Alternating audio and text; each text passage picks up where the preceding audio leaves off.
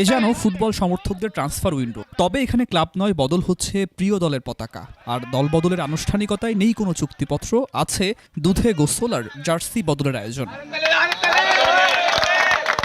নীলফামারীর ডোমারে প্রথমে দীর্ঘদিনের ব্রাজিল সমর্থক সিয়াম হোসেন ঘোষণা দেন আর্জেন্টিনায় যোগ দেয়ার। সেই ঘোষণা স্মরণীয় করে রাখতে সবার সামনে 1.5 মণ দুধ দিয়ে গোসল করেন তিনি। এরপর খুলে ফেলেন ব্রাজিলের জার্সি, গায়ে তোলেন আর্জেন্টিনার আকাশি সাদা জার্সি। সমর্থকদের করতালি আর স্লোগানে মুখর হয়ে ওঠে পুরো এলাকা। 1.5 মণ দুধ দিয়ে গোসল করার পরে তাকে আমি আর্জেন্টিনার জার্সি উপহার দিই তাকে।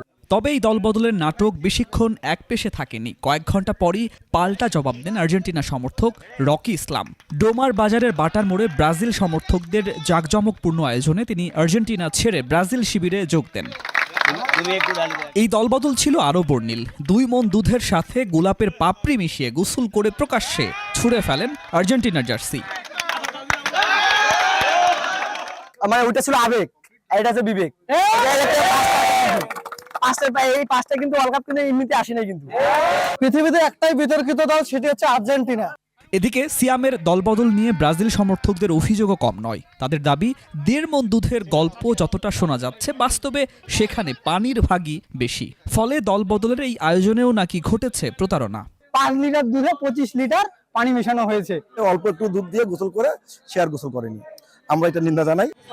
নীলফামারীর ডোমারে সমর্থকদের এই ব্যতিক্রমী দলবদল বিশ্বকাপের উন্মাদনায় যুক্ত করেছে নতুন মাত্রা।